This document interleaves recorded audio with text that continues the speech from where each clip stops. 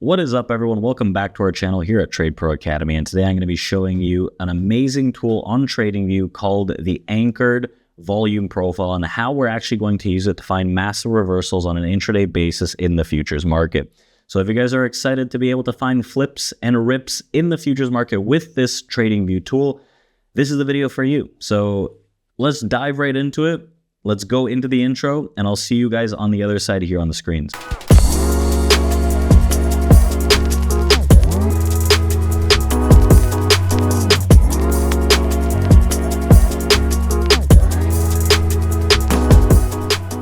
So, the TradingView tool. I don't do many of these, and I do like TradingView. I think that it's a pretty powerful platform. I just don't think it's the best necessarily for futures day trading because I don't have the order flow tools that I would want to have as a trader, but it does have some very neat and really productive volume profile tools that you can use. Now, some of them, right, kind of iffy, but the one I'm going to be showing you today is the Anchored Volume Profile tool. So the Anchored Volume Profile tool, you can find in this section right here on the right or left-hand side, I should say.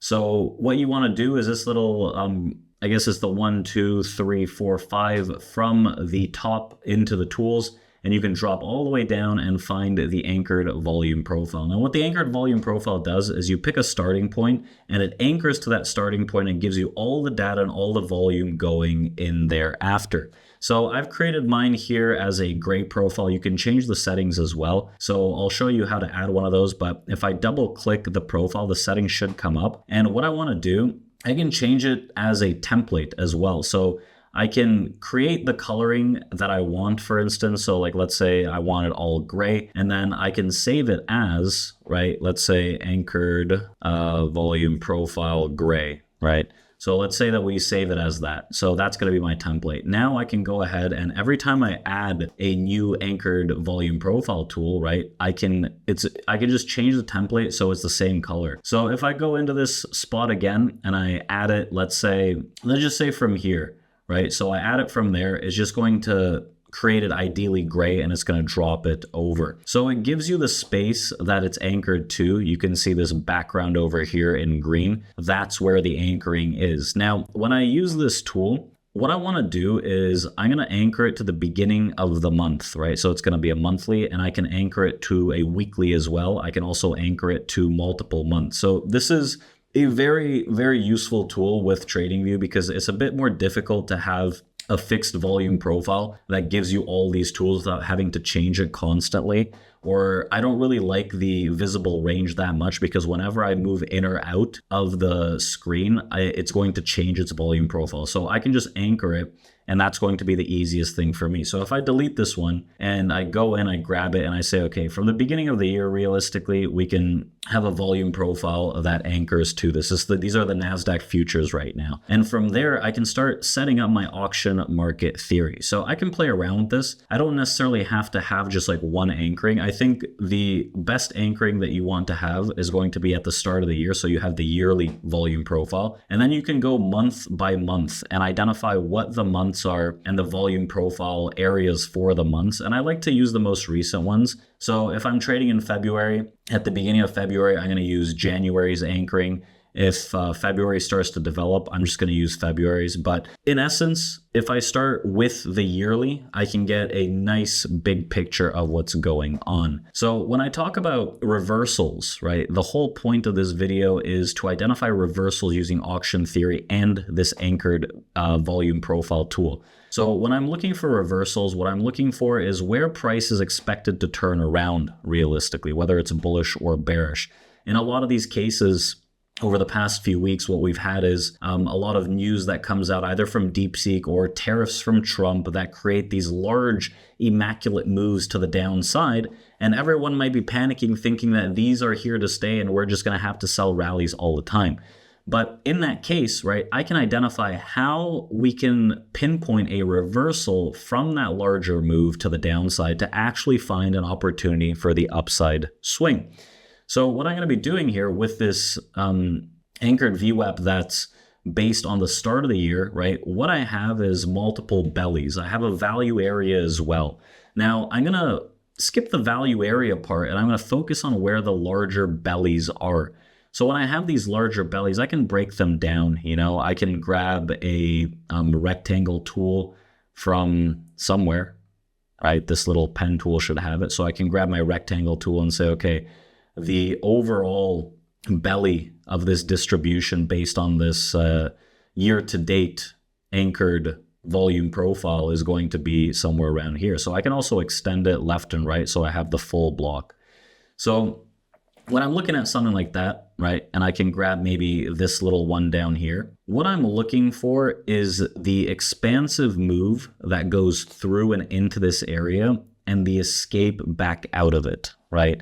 So when I have these volume profile clusters based on this anchored volume profile, what I'm going to be looking for is the acceptance into these little distributions and the expansion outside. So what I've got right now is a 15-minute chart. One of the better ways to look at this, right, is on a slightly wider scale. So I think a 15-minute or an hourly chart can be a big benefit in identifying where these reversals are. So the way I'm going to look at it is when I see prices going into an area, right, whether it's to the upside or the downside. In this case, we're looking at the downside move and where I could possibly find a reversal from this move. So regardless of me looking at the larger drop that happened from the original tariff news or the most recent one that we might have had, I'm still looking at this from the perspective of, are we moving into balances based on this anchored volume profile continuously lower? And if we are, I don't want to jump ahead of it and say, okay, I think this is a bottom. Okay, I think this is a bottom. Okay, I think this is a bottom, and continuously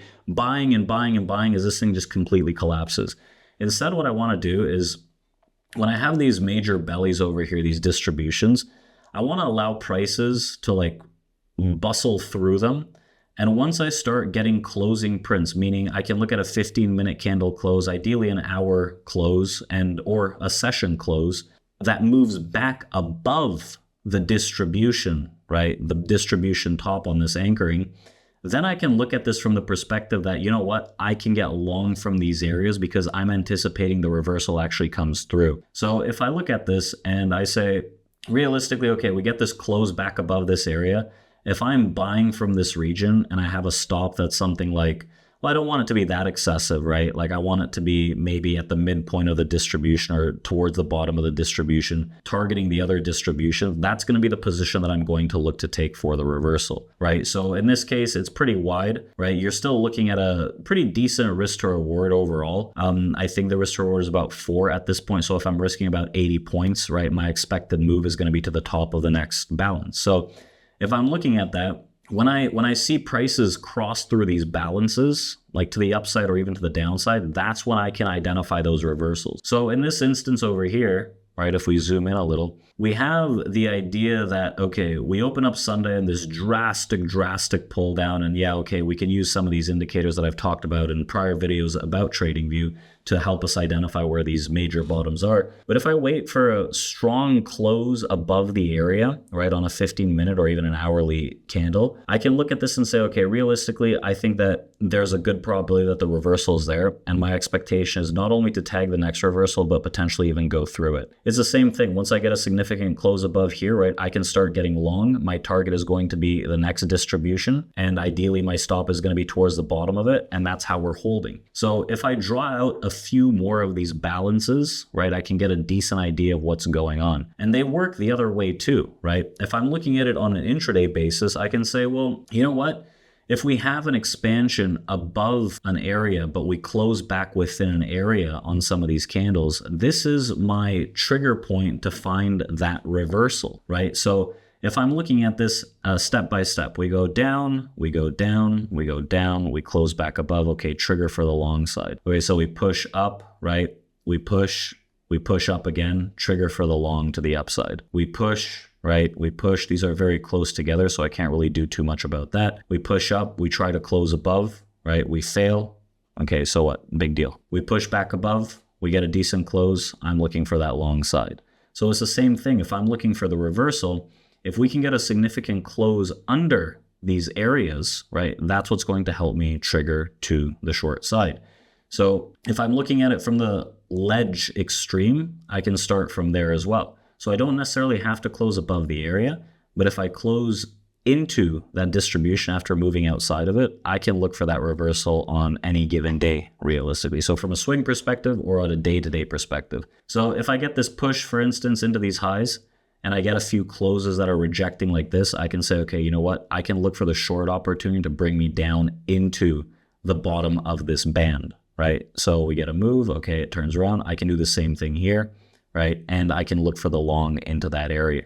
So if I move along a little, and we get this next massive gap down, right? This was from last Friday, I believe. We get this massive gap down, we push lower, right? We try to make the move above, okay, I wanna get long when we close above these areas. It works for a bit, right? But in this case, we kind of pull down, so okay, we try it again. It gets closed up above the area. I can get long from this perspective and look for that push back into the upside swing. So I get this move that pushes into this one, it pulls back, okay, I can get short looking for a little move down, right? Same thing. Closes back above, I can get long looking for the top. I can get short, I can get long, right? Just playing based on these balances that I have from this anchored volume profile.